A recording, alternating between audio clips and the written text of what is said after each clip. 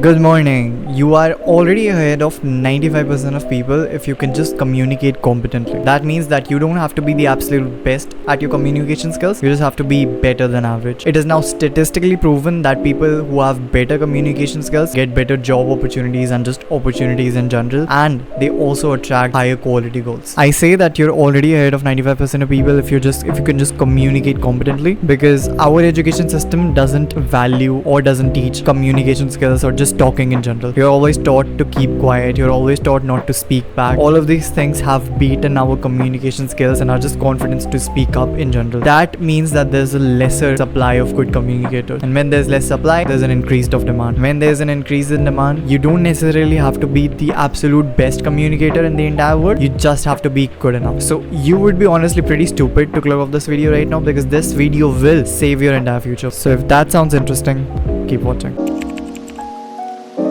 So when I was in school, I was pretty shit at communicating, and I understood that that was something that was holding me back. And so to fight that, I ironically wanted to join the debate club, because I thought I'd be more comfortable, I'd be working on my confidence, I'll be talking to people, having more conversations, and as a result, my communication skills would flourish, which was a pretty reasonable thing to think. And so I went to audition for this said debate club. The girls that were taking the audition were my seniors. I was in 7th standard, these girls were in 12th standard, and I thought they were pretty, so I instantly got nervous. My palms were sweating, my legs were trembling, and I was just breathing heavily. The entire audition was extremely simple. It lasted maybe a minute long. The girls asked me what my favorite book was that I was reading currently, and I said Harry Potter. They asked me what I specifically like about Harry Potter or why it was my favorite book, and I just couldn't come up with an answer. I just froze completely. I started to avoid eye contact. I started to look here and there, and I started to say a lot as if I was thinking something.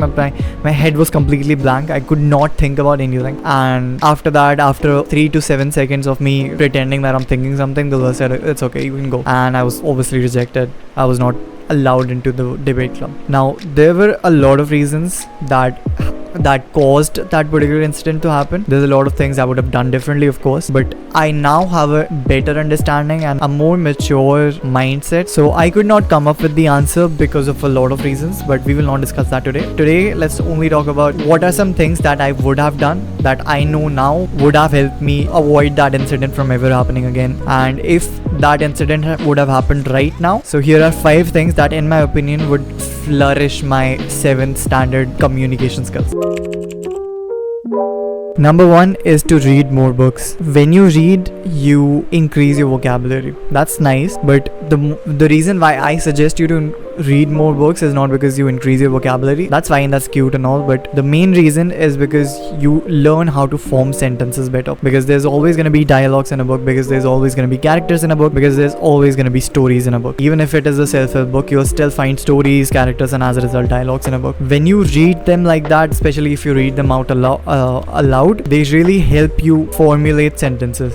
Similar to adding words to your vocabulary, when you read books and you read dialogues, you're adding sentences to your vocabulary. You're learning how to use a particular sentence, what particular emotion a particular dialogue expresses. You learn all of those things by reading books. Now, I know this may not be super practical in the Indian setting, because you're reading books in English and then you're speaking in Hindi. Worse, but in my opinion, just as effective alternative to that would be listen to Hindi podcasts. I would advise Ranveer Alawadia's podcast, very informative, very educational. But when you just keep in mind that this is the worser alternative. If you can read books in English and then formulate Hindi sentences from that, wonderful.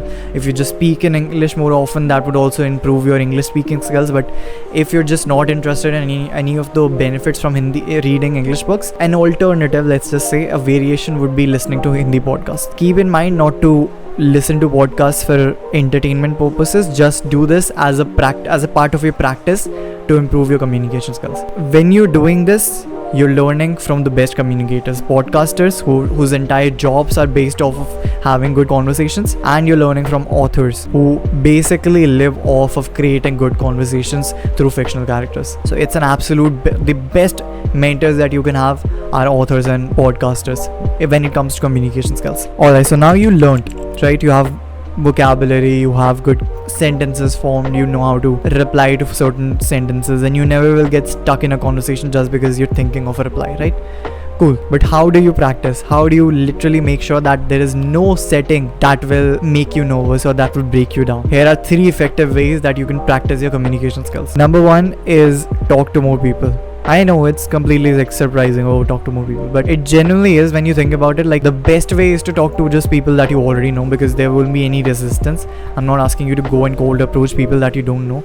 Just talk to people that you already know. Have more meaningful, more in-depth conversations. Ask them about their day. Ask them some questions that you haven't asked before. This way you'll also make stronger bonds, have better friendship, and you'll also be able to work on your communication skills. You'll be able to practice everything you learned from the books and podcasts, and you will as a result form stronger and more meaningful bonds with your friends. Really quick, bro, if you've been finding whatever I've been saying so far valuable, and if you want a space full of high value Indian men like you, I have recently launched a free community. It's the first link in the description. I'm soon going to start a Discord server for everybody inside the free community, so you can basically practice your communication skills with other high value Indian men who also want to work on their communication skills. It's going to be immensely valuable, and you'll also be able to work on other skills as well. So your social skills, maybe you'll be able to grab accountability partners if that's something you're interested in.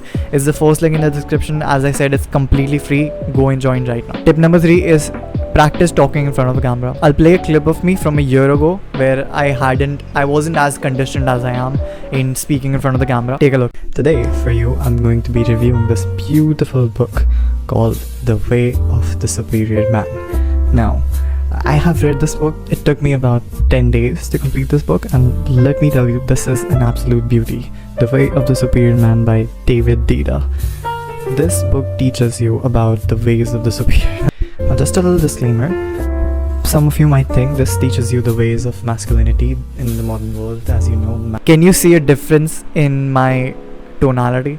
Can you see a difference in my expressions? Can you see a difference in my confidence in general? Can you see a difference in the way I form my sentences? I won't say anything more to that, bro. I think you can understand exactly what I meant from that point. Step number 4, and this is the last point, is journal. This is a bit tricky, and this also comes with a bit of practice, so you'll have to do it for a couple of days in order to get used to the feeling. But when you're writing something down, when you're journaling something down, you're basically talking. So when I was scripting for this video this morning, I imagined myself sitting in front of this camera saying exactly these words, and this is exactly the way that I'm doing it.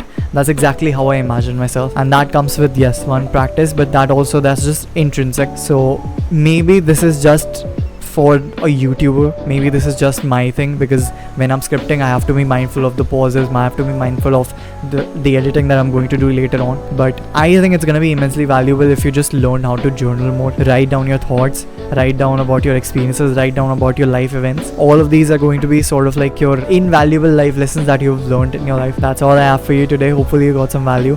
I'm building a community of high value men or men who want to become high value. If you think you're one of them, subscribe to my channel right now so my videos can find you more easily, and I can help you in your own self-improvement journey by videos just like this every Monday and Thursday. And I'll see you in the next video. Bye.